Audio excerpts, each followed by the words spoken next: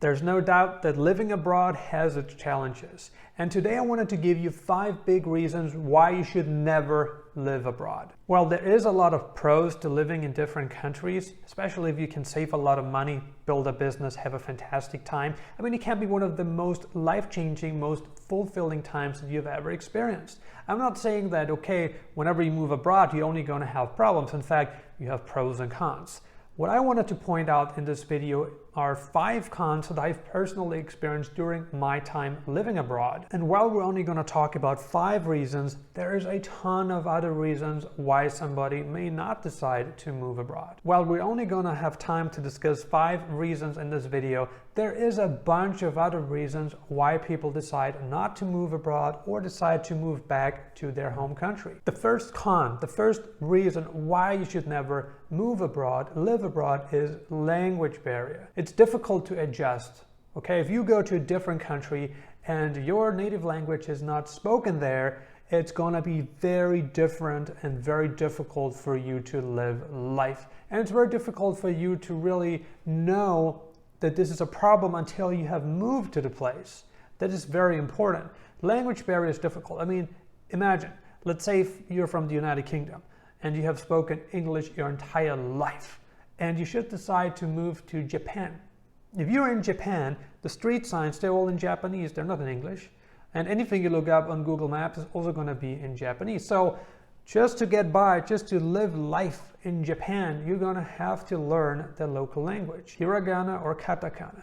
It's a very different ballgame. You know, when you watch travel videos, wow, Japan is so beautiful. You know, you see people walking down the streets, having a good time, eating sushi, going out to karaoke bars, nightclubs, they're hanging out, you know, they're maybe doing martial sports or something. But when you're actually there and you have to undergo the whole process of immigrating to the country, right, of really adjusting to the country and to the language, you're going to see that it's everything but easy. While language barrier is not a huge problem in every single place, for instance, if you move to Asia, especially Southeast Asia, countries like the Philippines or Malaysia, you're probably going to get by with English. However, should you move to a country where English is not spoken, like I pointed out, Japan, as well as most of Latin America, you're going to have a really, really tough time getting by with just English. In order for you to live in a Latin country, you're probably going to need to learn some Spanish.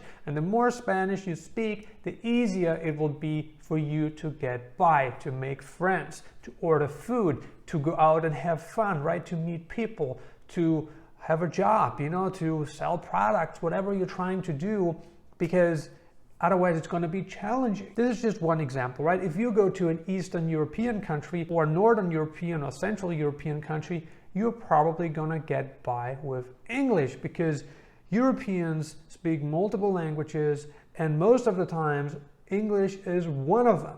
Unless you go to a country like Spain, where English is not widely spoken at all, maybe also not Germany and Italy, but again, depends. Africa is pretty okay. I know I'm just talking about English right now. Let's say your native language is Spanish. You know, do you want to move to a place where people speak Chinese, where people speak German, where people speak whatever language, like Dutch? Do you want to move to a place like this? You know, unless you're willing to adapt, right? It's going to be a little bit tough. I'm not saying that you can't make it happen, because you certainly can. However, you need to be prepared to learn the language in order to really enjoy life. Because if you're in a country and you can't communicate, guess what? It's going to be very difficult for you to be happy, for you to make friends, for you to have a good time.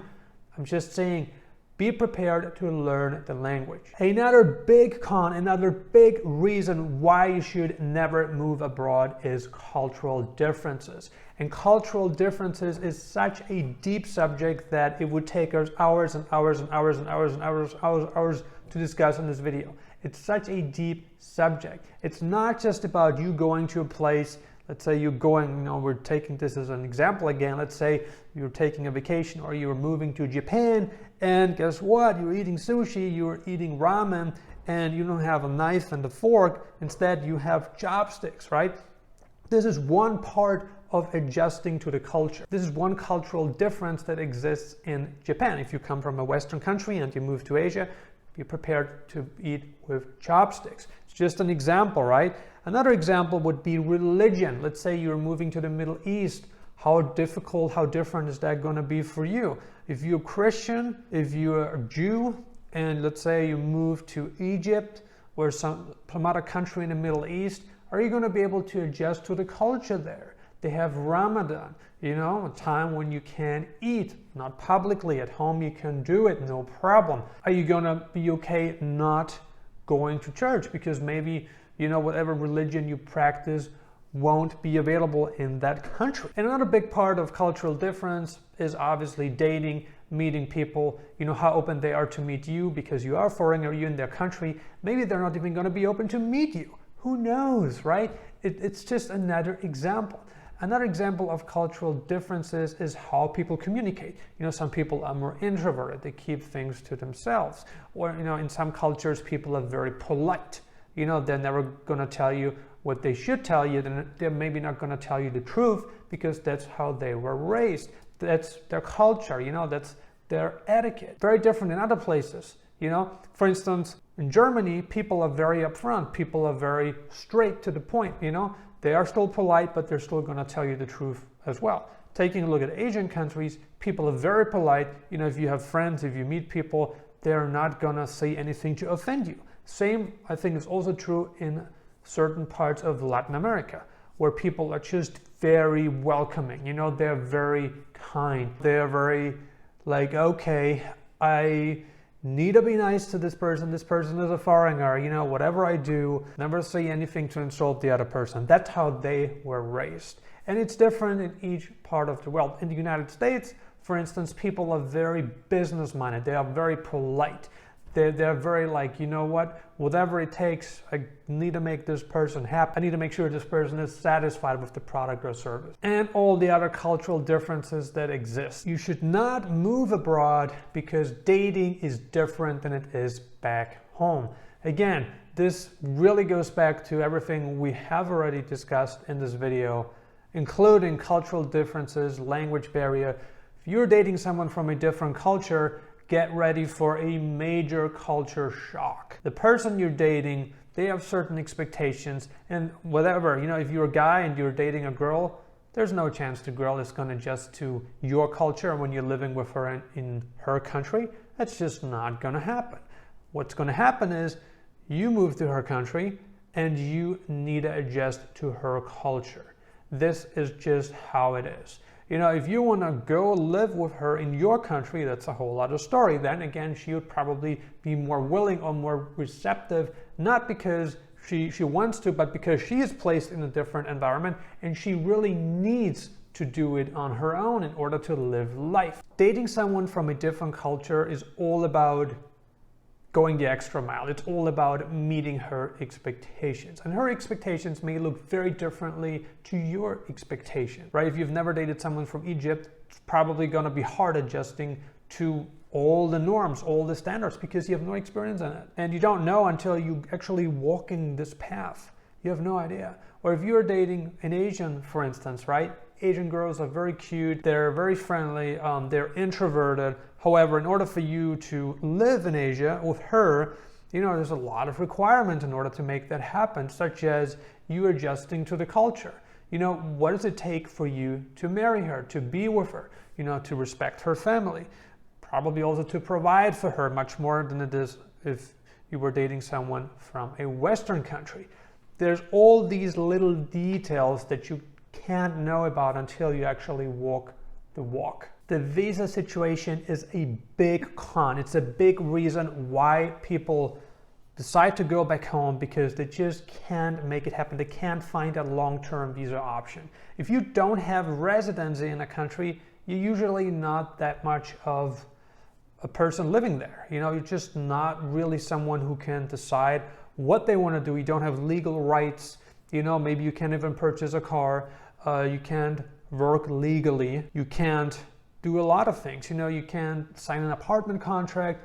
If you don't have residency or some kind of good long-term visa, it's going to be very difficult for you to live in a foreign country. The visa situation in a lot of countries has gotten more difficult in recent days because of the pandemic and because of countries just shutting their borders And not only that, the financial requirements have gone up as well. If you want to get temporary residency, permanent residency, or citizenship in a country, be prepared to either invest in real estate, open up a company, fund a bank account, possibly make a donation to the government if you want to do the citizenship through investment stuff. You know, there is some things required. There is a financial requirement. It's very different when you live in your own country. You know, you are a citizen and you have equal rights just like any other citizen does. If you move to a foreign country, the neutralization process can be tedious, can be difficult, and sometimes in some places it is impossible to become a citizen because they don't want you to become a citizen, right?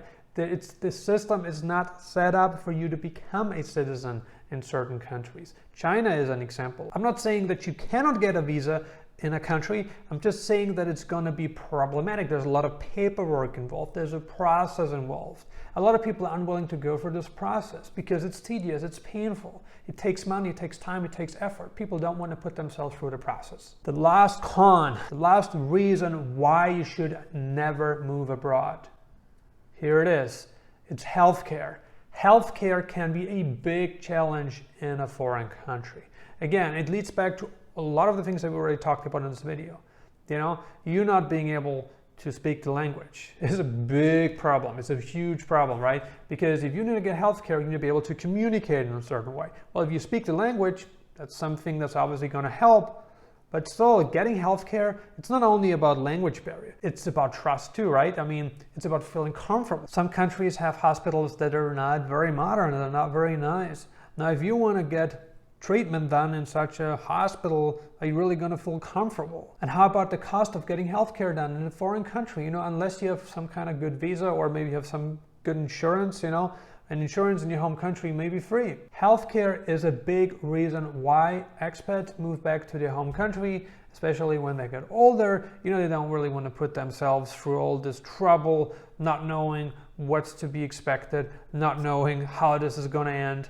And they know by just going back to their home country, they're going to have things taken care of. Which of the 5 reasons we discussed in this video is your favorite? Why did you not move abroad? Or why did you move abroad and move back to your home country? Leave a comment below and let us know. Consider subscribing if you haven't already. I'm uploading new videos on digital nomad locations, travel updates, and visas several times a week right now. Before I let you go, I got 3 recommendations for you. Recommendation 1, I wrote a completely free ebook on how you can retain a life of complete freedom during challenging times, meaning the times that we're in right now. If you want to grab a free copy of this ebook, click on the link below the video. Recommendation 2, I shot a video on the best cities to live on earth. If you want to check out what these places are, click on the link right here. And recommendation 3, the cons of being a digital nomad. These are big reasons why you should not become a digital nomad. If you want to check out this video, click right here. Thank you for watching.